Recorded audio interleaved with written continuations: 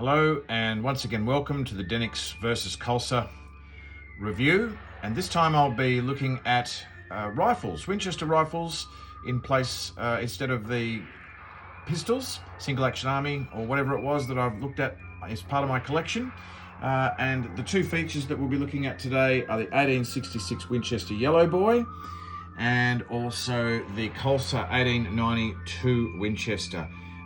The Dennix being in the brass version with what is most recognisable as the favoured Dennix almost orange stained timber, and also the faux timber Kulsa with silver, matte silver finishings, levers, holster guards, and which I think is what they used to use to either sling over their shoulder or hold it in the holster onto the saddlebag, and black barrel. Kolser coming with 6 large bullets that do load into the loading barrel here, through the loading gate at the front, which I'll show you later on, and it fits all 6 into the barrel here, and they do in actual fact eject as you use the lever action. To that end, the bullets that you get with the Kolser, you get 6 caps with it, and they recommend if you're not going to use it any longer as far as a cap gun's concerned, that you leave those in so that when you're pulling back the hammer, it's not actually just throwing metal back onto metal, which eventually is going to crack the Zamek metal compounds of it, and you'll end up snapping a hammer or something like that. So it's nice to have that little bit of plastic there to buffer when you're fooling around and loading it and so on. But anyway, back to I should also add, while I'm talking about bullets then, that the Winchester does not come with any bullets. It is really just for loading using the lever action and the hammer and the trigger, obviously, as you like. I did actually once try and load in one of these faux bullets that comes from Dennix, which you can see I've painted the tip of there. It's worth doing, I think. Not that they look in any way real, but there's not even any cap system on those for the pistol. It's just really so that you can load them into the chamber, and you can, at the end of the chamber, you'll see the end of the bullet, which does make it look a bit real. These ones it will go into the loading chamber. I've tried to actually lever it 2 or 3 times and it was fine, and then I think on about the 4th time the bullet just got jammed internally to the system of the mechanisms there, and I tell you what, that was not a job that I would recommend on anybody. Taking off this particular plate, you will do so, and then a whole lot of springs and bits and pieces will just come flying out across the room. So if you're going to be doing that, I would recommend that you use a mesh, something see-through or mesh that you can actually work underneath, so that when this pops off and all the springs and bits and pieces come out, that they don't fly halfway across the room, and that you maintain all the bits and pieces that you need to put it back together again. And I can tell you what, if you like puzzles, you'll enjoy that. I won't be doing that again if I can help it. Back to the review. The timber being that orange color, I think, as much as it does have a beautiful grain in it, I've actually even noticed a couple of cracks and things like that wear on the color from where I have been holding the rifle, is a bit annoying. So look, I am thinking at some point that I will perhaps stain it a darker color, and maybe even color this. I have polished, I got some corrosion on the metal fixings here on both sides, and in cleaning it off with a cutting agent, because it was the only thing that would clean off the corrosion, I seem to have removed a great proportion of the brass, which is kind of annoying. It doesn't look so bad up on a wall, but here you can actually see all those scratches that I really have knackered it. But if anyone doesn't have any idea on how I can re-brass that'd be great. I'd love to hear from you. It is, I suspect, just an polished aluminium. So I'd be very happy to hear that. If I can't, then I'll just get some aluminium black, and I may just turn this into a black Winchester, but we'll see how we go. With black barrels and stuff, as I've mentioned with the pistols, you'll note that I've had to, again, as always, use black texture in fixing up some of those chips that will just inevitably turn up from time to time. Both of them do have an active sight here on the Dennix, you've got like a little brass bit there which moves up and down, which is fine. That, you know, as a display goes, you're very rarely using this particular part of the pistol, and if what I've done is I've actually just put a little bit of Velcro at the top and the bottom here, A and B, and then you stick it down, and then it won't rattle around when you're sort of moving about with it, which is kind of annoying. Maybe that's just a bit me being a bit OCD. The Kolser also has a sight with it, which I will demonstrate shortly. Okay, so let's put this phone down for a minute, and then I will be able to pick this up with both hands and demonstrate the lever action of both of them, and also the loading feature of the Kolser. I hope this is going to be something that you can see. Let's have a look, see here. Yeah, that should do okay. So this is obviously the Dennix, and let's give this lever action a bit of a go for you so you can hear it. I think in some ways I prefer the Dennix sound than I do the Kolser.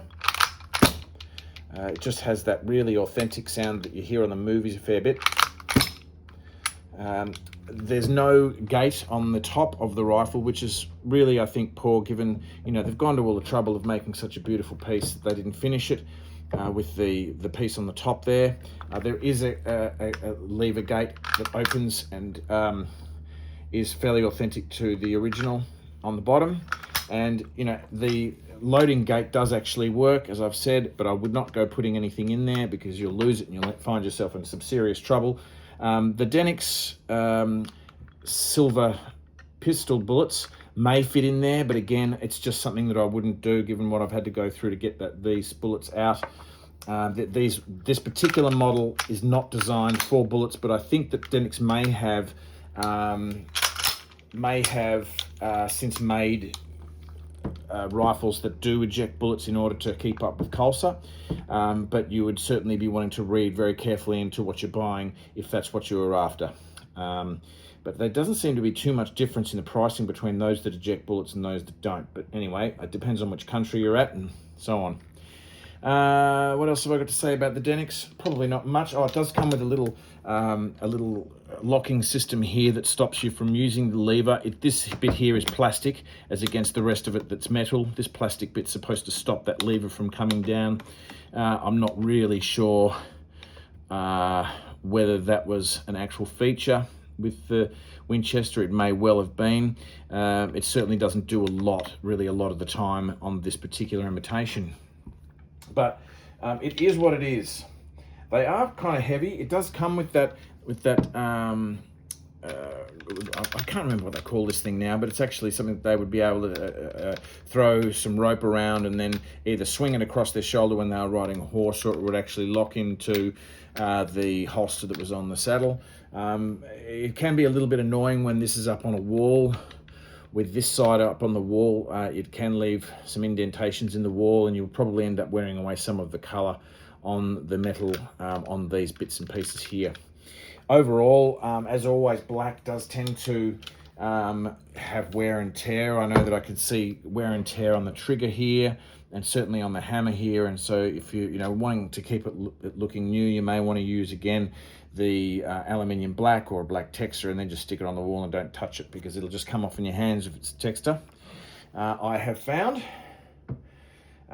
So now we'll get into the Kolser version, the 1892 Winchester. This is a fairly long barrel rifle, and I wanted to do that as a point of difference to the Denix. I suppose when you're a collector, you're wanting to get things that are fairly different from the other things that you've got in your collection, hence gold and silver. I really do like this matte silver finish. It's got the John Wayne type lever system on it. I know that in Denix you can get a John Wayne edition of Winchester rifle. I wasn't a huge fan of John Wayne, and it all looked a bit glitzy and Hollywood for me, and so I have avoided that. I tend to prefer things that look a little bit more genuine rather than movie star props. You'll note at the top there, it doesn't have that particular type of gate, but when it is cocked, it does open up and the loading chamber is exposed. And so that is fairly authentic to the original, is my understanding. And it all closes up nicely. It's a really tight, mechanism, as always with Kolser. So let's have a listen to this again when I load it. I'm going to have to move this aside so I can get right into this here. Move these bullets aside a bit. So this is the sound of the Kolser.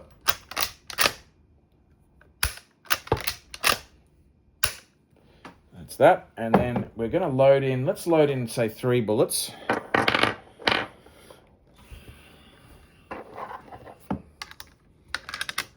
You're actually seeing this, yep. They load in fairly authentically. You just might need to give it a little bit of a tap to close the gate there. And then lever action, bullet is loaded into the chamber, and you'll actually see the bullet go in as real as it gets. Bang goes the cap, and then when you bring the lever back down, the bullet springs out. Loading another one into the chamber, and bang, and then eject, and out pops another one. Loading another one into the chamber. So it's pretty cool. I mean, if you're wanting to demonstrate the workings of a Winchester without actually, showing someone a real rifle, I think that the Kolser would be the one that you use. The sight system that it has on there, I've used a little bit of Velcro to keep it down. It actually comes up from the other direction, but you don't. The adjuster here, it feels, how do I say, a little bit more real. It's actually thicker, whereas the one on the Dennix really just looks, it's like almost like a thin piece of aluminium, which doesn't feel very authentic. But again, these things are for mostly appearances only. And really, who uses these sights anyway? They're just there for appearances. So that is the Kolser. I think that one of the advantages, I suppose, being of a faux timber is that the timber hasn't faded over time, and that it perhaps looks fairly genuine. So that's all that really matters when it's up on the wall. Overall, as always, I'm pretty happy with this as an imitation display.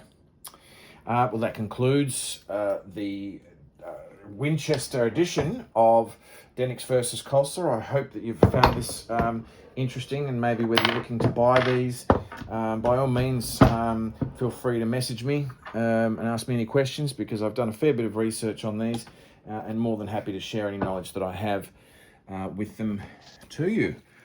Thanks again, and I will talk with you on my next video.